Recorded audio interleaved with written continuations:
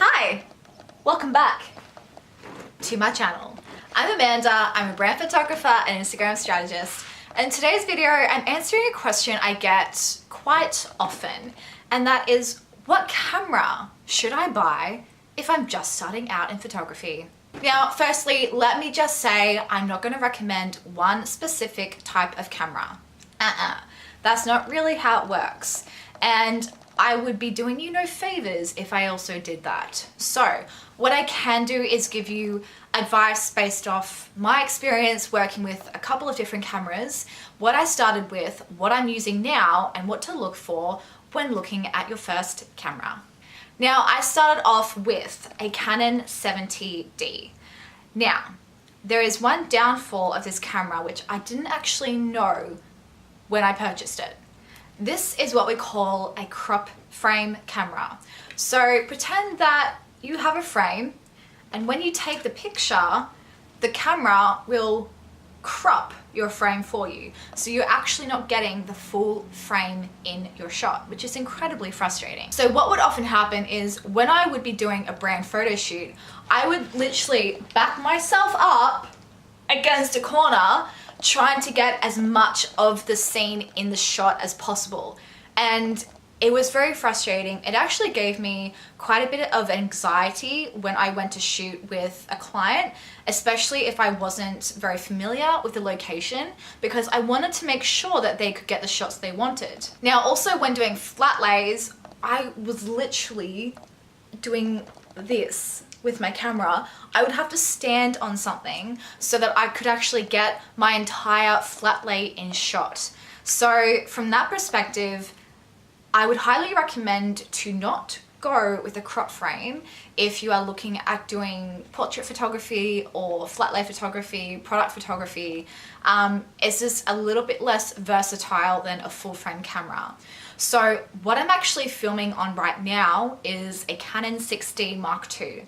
And this is a full frame camera, which has been an absolute game changer for me. I recently invested in this last year. I have been able to get all the amazing shots that I've always wanted to get using this camera. So when you're doing your research, make sure that you keep an eye out as to whether the camera you're looking at is either a crop frame or a full frame camera. Now, the next thing we're going to talk about is lenses, because it's not all about the body. It's also about the lens itself and what you can actually afford. So before you kind of do anything when it comes to buying a camera, make sure that you are aware of what your budget is. So my Canon 70D, I think retailed for about $900. I actually got the demo camera, so it was a little bit cheaper. And that actually came with a lens. I would recommend to not get the body kit when it comes to buying a camera. Just buy the body itself, so you can very easily take the lens off, and that's just the body. This is an 18 to 55mm lens. It's by Canon, and it just, so it is a zoom lens, but I think I only used it for filming really. The quality, I don't love it. Don't love it. So the lens that I invested in when I got my first camera was a Canon 50mm 1.8.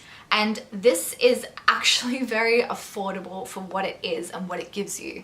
I think they retail now for about $150 to $200. That's Australian dollars. So it's actually very, very affordable, and it takes a beautiful image. This lens lasted me for about a year. It still works fine. But I have upgraded my lens and I use my other lens a lot more. Now, the one thing that I didn't realize as well when I bought my crop frame and my 50mm was that the crop frame camera essentially turns the 50mm into an 85mm lens. So everything is automatically closer. So it's no longer a 50mm lens on this body. So when you are buying your very first DSLR, I'm a big fan of Canon, but you might be a fan of Nikon, however you say it, it doesn't really matter. Know what your budget is. So my budget was about $1,000 and my whole kit when I first bought it was about $1,100. That also included my tripod, which was the most basic tripod that you could buy. It was $50. I still use it to this day. And also think about what you're going to be using your camera for. Are you going to be vlogging? Are you going to be doing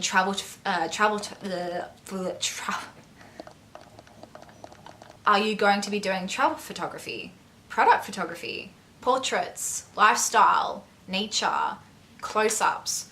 Whatever it is, make sure that your body and your lens can accommodate the types of photos that you want to take. Now, what I'm using now in terms of lenses is a Sigma 35mm 1.4 lens, which is actually the lens I am filming on, so I cannot show you. But this lens has been the best investment I've made so far in my camera equipment because it is so beautiful and creamy. The quality is just so much better than the 50mm lens I used to shoot with. I actually never use my 50mm lens anymore unless I'm doing videography and I'm using it for camera B. The Sigma 35 1.4 lens as well is pretty affordable at $999. I was looking at the Canon 35mm, which retails for about $3,000. So I was like, no thanks. I can't quite afford that just yet. And the Sigma has been absolutely incredible on my 6D Mark II. So do your research on your lenses as well and go to a camera store and see if you can actually trial them out.